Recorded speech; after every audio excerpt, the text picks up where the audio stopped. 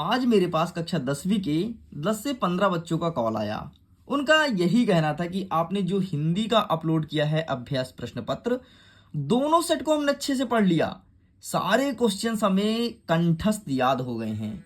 और आपको पता है, ये बात सुनकर के मुझे बहुत खुशी हुई और मैंने उनसे एक ही चीज बोला कि अब देखो, तुम्हारा 90% हिंदी प्रिपेयर हो चुका है। अब बचा है 10% जो कि है वस्तुनिष्ठ प्रश्न। टेंशन मत लो, परीक्षा के पहले पहले 50 वस्तुनिष्ठ प्रश्न का एक वीडियो लाऊंगा, लाइव आऊंगा और उसको भी पूरा कवर कर दूंगा। वो बहुत खुश हुई और उनका यही कहना था कि मैं बहुत एक्साइटेड हूं, प्लीज जल्दी से आप इंग्लिश का, साइंस का भी प्रोवाइड करा दी ताकि हम अच्छे से प्रिपेयर कर सकें। एंड लीजिए, इसी सिलसिले में अब आपके सामने विज्ञान के सेट नंबर ए प्रेजेंट करने जा रहा हूं। लेकिन जरा रुको, सेट नंबर ए नहीं, सेट नंबर बी भी मेरे पास आ चुका है। हर एक चीज है, हमने दोनों का प्रिंट निकाल के और बकायदे रख लिया है। अब क्रमशः आपको सेट नंबर ए को अच्छे समझाएंगे, सेट नंबर बी को समझाएंगे। लेकिन एक चीज याद रखना, अगर तुम सेट नंबर ए देख रहे हो तो बी जरूर देखना, नहीं तुम्हारे आधे ही चैप्टर्स तैयार होंगे। इस चीज को ध्यान रखना। तुम्हारे त्रैमासिक परीक्षा के सिलेबस में जितने भी चैप्टर आ रहे हैं, सभी के बहुत ज्यादा महत्वपूर्ण प्रश्न जो हर साल एमपी बोर्ड पूछता है, उन सभी क्वेश्चंस को इसमें रख दिया हूं। अगर आप मुझे पहली बार देख रहे हैं तो मेरा नाम है आशीष और आप सब देख रहे हैं मिडिल एजुकेशन। मैं अभी तक में हजारों बच्चों को टॉप करा चुका हूं कक्षा 10वीं में एंड इस साल आपकी बारी है। देखिए स्टूडेंट, यह एक अभ्यास प्रश्न पत्र है। ये रहा आपके सामने सेट नंबर ए, कक्षा 10वीं की विज्ञान का है एंड यहाँ पर वेरियस प्रकार के इंस्ट्रक्शन अवेलेबल है। हम सीधे बढ़ते हैं अपने क्वेश्चंस की तरफ। पहला नंबर कहता है सही विकल्प चुन करके लिखो। इसमें पहला नंबर कहता है कि किसी आहार श्रृंखला में तृतीय पोषण स्तर पर सदैव क्या होता है। देखो यार, आहार श्रृंखला तुमको पता होना चाहिए। तो आहार श्रृंखला बनता है कुछ इस प्रकार से। सबसे पहले होता है उत्पादक। ठीक, सबसे पहले क्या होता है? उत्पादक होता है, जो कि सबसे नीचे होगा, क्योंकि हरे पेड़ पौधे, टिड्डे, मकोड़े, कीड़े, ये सब उत्पादक में आएंगे। ठीक, दूसरे नंबर में आता है उत्पादक के बाद शाकाहारी जीव। ठीक है, तीसरे नंबर में आता है मांसाहारी जीव, चौथे नंबर में आता है सर्वाहारी जीव और पांचवें नंबर में आता है अपघटक, मतलब जब व्यक्ति की या फिर किसी जीव जंतु की डेथ हो जाती है। तो हमसे प्रश्न क्या बोला है? तृतीय पोषण स्तर। तो भाई पहले में तो अपघटक, पहले में उत्पादक आता है, दूसरे में आता है शाकाहारी, तीसरे में क्या आता है? मांसाहारी। तो यही सही हो जाएगा। और चौथी में आएगा सर्वाहारी, पांचवी में आ जाएगा अपघटक।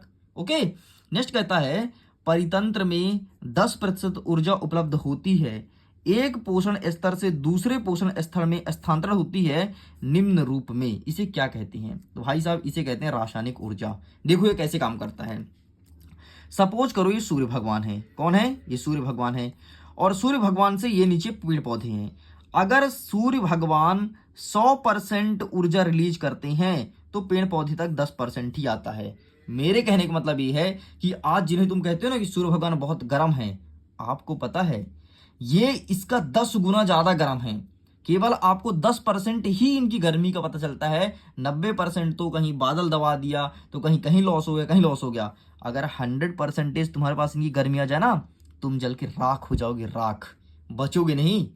तुम बस नहीं भाई, हम भी नहीं बचेंगे, हम भी राख हो जाएंगे जल के। ये जो तुम मोबाइल देख रहे हो, वीडियो देख रहे हो, कागज रखा रखा जलने लगे भाई, अगर 100% एनर्जी मिल जाए तो इसे कहते हैं रासायनिक ऊर्जा। और इस नियम के अंतर्गत मात्र व्यक्ति को 10% ही ऊर्जा मिलती है। ऐसे भोजन में भी होता है, जो तुम खाना खाते हो, अगर उसमें 100% ऊर्जा है तो 100% तुमको कभी नहीं मिलेगा। तुम भले खा रहे हो, 90% फिर भी क्षीण हो जाएगा, केवल 10% ही तुमको मिलेगा। ओके, नेक्स्ट, निम्नलिखित में से कौन आहार श्रृंखला का निर्माण करती है, मतलब कौन खाना बनाती है? भाई घास होता है, वो खाना बनता है किसका? गाय का।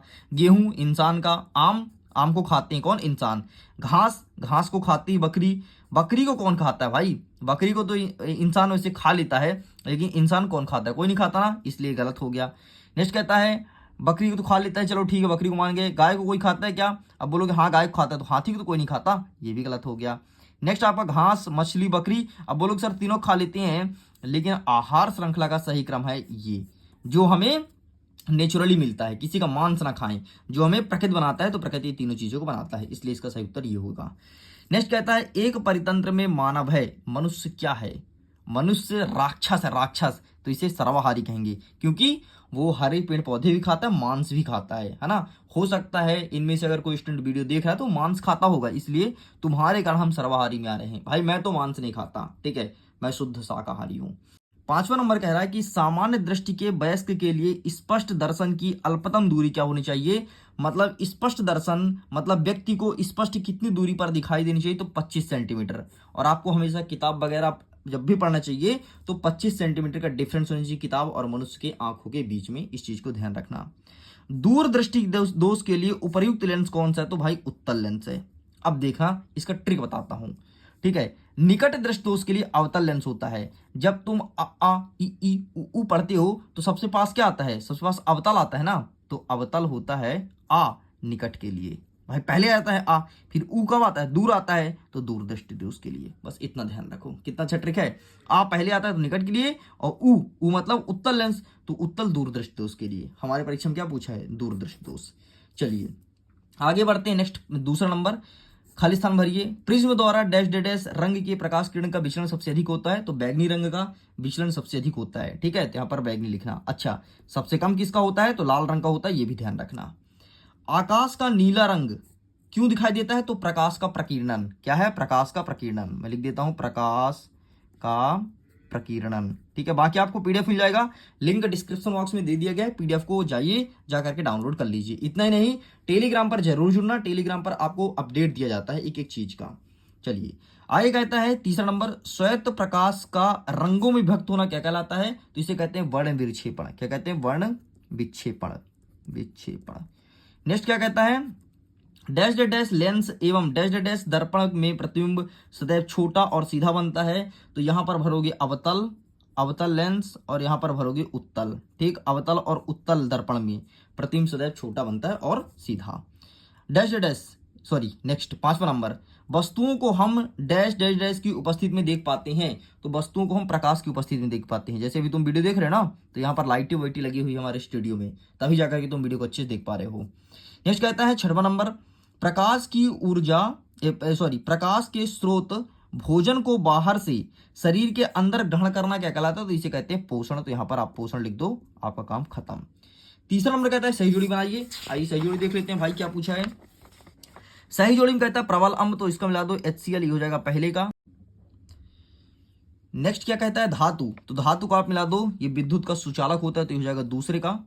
तीसरा नंबर कहता है जाइलम, तो जाइलम हो जाएगा आपका जल परिवहन, मतलब पेड़ पौधे में जाइलम के माध्यम से ही पानी का परिवहन होता है, तो ये हो जाएगा आपका तीसरे का। नेक्स्ट कहता है मास्टर ग्रंथि, तो इसका हो जाएगा पीयूष ग्रंथि, तो ये हो जाएगा आपके चौथे का। नेक्स्ट कहता है मेंडल, मेंडल अनुवांशिकता का नियम है, तो ये हो जाएगा 5वें का। एंड अंतिम वाला कहता है कि सरल रेखीय पथ, तो इसका प्रकाश किरण हो जाएगा, ये हो जाएगा 6वें का। लीजिए भाई साहब, इस प्रकार से आपका ये कंप्लीट होता है। नेक्स्ट कहता है सत्य और असत्य लिखिए। पहला नंबर कहता है कि क्लोरोफ्लोरोकार्बन ओजोन परत का क्षरण करता है। हाँ जी बिल्कुल सत्य है, जो CFC होता है ना, CFC ओजोन परत को नुकसान पहुंचा रहा है। नेक्स्ट, पृथ्वी की सतह से ऊपर वायु से घिरा क्षेत्र पर्यावरण कहलाता है। हाँ बिल्कुल सही है, ठीक है, तो इसमें सत्य कर दो। नेक्स्ट, उत्तल लेंस में सदैव प्रतिबिंब जो होता है वो वास्तविक बनता है, तो बिल्कुल गलत है, नहीं। उत्तल लेंस में प्रतिबिंब वास्तविक नहीं बनता बल्कि उल्टा बनता है। नेक्स्ट, अपवर्तनांक का कोई मात्रक नहीं होता है, बिल्कुल सत्य है, अपवर्तनांक का कोई मात्रक नहीं होता। नेक्स्ट, सल्फ्यूरिक अम्ल को तनुकरण ऊष्मा शोषी अभिक्रिया कहलाती है, नहीं, ये कहलाती है ऊष्मा क्षेपी अभिक्रिया। नेक्स्ट कहता है CH3OH एक चार है, क्योंकि इसमें OH उपलब्ध है, एक चार नहीं, यहाँ पर क्षार होना चाहिए, ठीक है, तो बिल्कुल सत्य है, ठीक। OH जिसमें होता है OH निगेटिव, वो क्षार होता है, ठीक, यहाँ पर क्षार होगा भाई, देख लो, चार नहीं क्षार होगा। चलिए, तो इस प्रकार से सही है, पूरा कंप्लीट हो गया। आगे बढ़ते हैं। नेक्स्ट कहता है एक वाक्य में उत्तर दीजिए। पहला नंबर कहता है ऐसी अभिक्रिया का नाम लिखिए जिसमें अभिकारकों के बीच आयनों का आदान प्रदान होता है, इसे कहते हैं द्विविस्थापन, द्विविस्थापन अभिक्रिया। नेक्स्ट, लोहे पर जंग लगना किस प्रकार की अभिक्रिया है, तो संक्षारण है। लोहे में जंग लगना पूरा संक्षारण कहलाता है, और इसके लिए 1 शॉट वीडियो अपलोड है हमारे चैनल पर। 1 शॉट मतलब पूरे पाठ को पढ़ाया हूं बहुत अच्छे से, अगर आपको देखना है तो प्लीज जाकर के जरूर देखिएगा। मैं लिंक वीडियो के एंड में दे दूंगा, अंतिम में लिंक मिलेगा, पूरा चैप्टर पढ़ना, एकदम आसान भाषा में समझाया, मजा आ जाएगा तुमको देख के।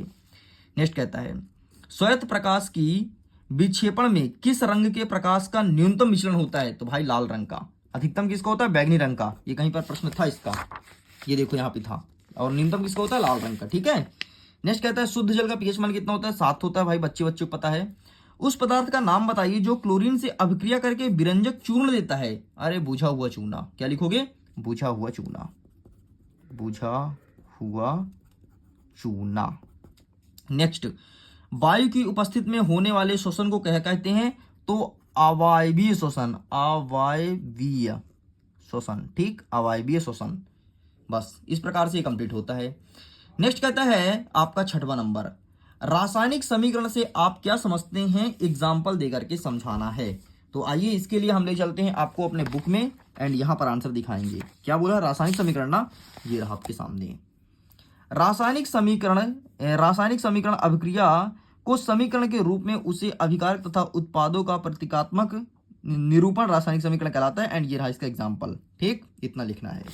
चलिए नेक्स्ट कहता है कि संयोजन और वियोजन अभिक्रिया का उदाहरण से देना है। तो ये रहा भाई साहब संयोजन, वे रासायनिक अभिक्रियाएं जिसमें 2 या 2 से अधिक तत्व आपस में मिलकर के एक यौगिक बनाते हैं उसे कहते हैं संयोजन। एंड वियोजन देख लो, ये रहा आपके सामने वियोजन।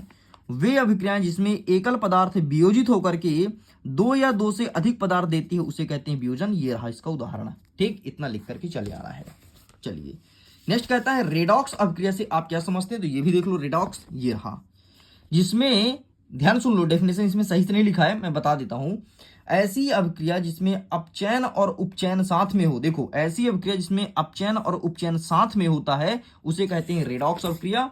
एंड एग्जाम्पल के तौर पर ये देखो, यहां पर एग्जाम्पल लिखा गया है Zn प्लस CuSO4, ये बनेगा ZnSO4 and CO। One short video बनाया हूं, इसको देख लोगे ना, यकीन मानो तुमसे पार्ट 1 के सारे क्वेश्चन आंसर बन जाएंगे। नेक्स्ट, वायु में जलने से पूर्व मैग्नीशियम रिवर को साफ क्यों किया जाता है? मतलब जब भी हम मैग्नीशियम को वायु में जलाते हैं तो सबसे पहले उसे साफ क्यों करते हैं? उसका जंग क्यों हटाते हैं? इससे क्या होता है? ज्वाला अच्छा देती है वो। कौन? Magnesium river. देखो, मैग्नीशियम रिवर के ऊपर एक धुंधली मैग्नीशियम ऑक्साइड आक्षण परत जम जाती है, उसे हटाने के लिए वायु में जलने से पूर्व मैग्नीशियम रिवर को साफ किया जाता है, क्योंकि आरक्षी पर मैग्नीशियम को ऑक्सीजन से क्रिया करने से रोकती है। मतलब अगर मैग्नीशियम रिवर पर मैग्नीशियम ऑक्साइड लग जाता है ना, तो मैग्नीशियम अच्छे से जलता नहीं है और अच्छे से प्रकाश नहीं देता, इसलिए उसे साफ किया जाता है। नेक्स्ट कहता है अथवा में लोहे की वस्तु को संक्षारण से बचाने के लिए क्या करना चाहिए? तो बच्चे को पता है कि लोहे की वस्तु में पेंट कर देना चाहिए, वार्निश पोत देना चाहिए ताकि वो संक्षारण से बचे। तो पेंट या वार्निश करना चाहिए। दूसरी बात, उसे ऑक्सीजन के संपर्क में खुला नहीं छोड़ना चाहिए। बस ये 2 आपको लिखना है। ठीक है। नेक्स्ट 9वां नंबर क्या कहता है? ऊष्माक्षेपी और ऊष्माशोषी अभिक्रिया। ठीक है, तो आप इसको भी देख लो, क्या होता है ऊष्माक्षेपी और क्या होता है ऊष्माशोषी अभिक्रिया। ठीक है, तो ये रहा भाई साहब, ये क्या पूछा है आपसे? उदाहरण दीजिए। ठीक है, केवल परिभाषा उदाहरण लिखना है। तो ये देखो, इन अभिक्रियाओं में ऊष्मा का उत्सर्जन होता है और इसमें ऊष्मा का अवशोषण होता है। तो क्या लिखोगे? ऊष्माक्षेपी अभिक्रिया ऐसी अभिक्रिया जिसमें ऊष्मा उत्सर्जित होते हैं उसे कहते हैं ऊष्माक्षेपी, और जिसमें ऊष्मा का अवशोषण होता है उसे कहते हैं ऊष्माशोषी। एंड यहाँ पर एग्जाम्पल लिखा गया मीथेन का दहन, ये रहा, और ये यहाँ पर लिखा है बर्फ का जल में परिवर्तन, ये रहा आपके सामने। बस इतना आपको लिखना है। ठीक है, बाकी अंतर भी लिख सकते हो, बाकी जिस प्रकार से मैं समझाऊं वैसे ही लिखना। तो इस प्रकार से स्टूडेंट प्रश्न क्रमांक 9 तक मैंने कंप्लीट कर दिया।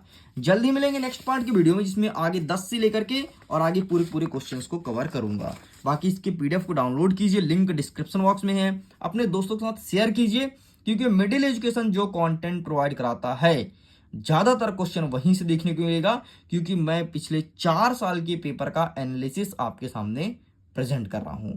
वीडियो करता हूं। खुश रहिए, पढ़ते रहिए, मुस्कुराते रहिए।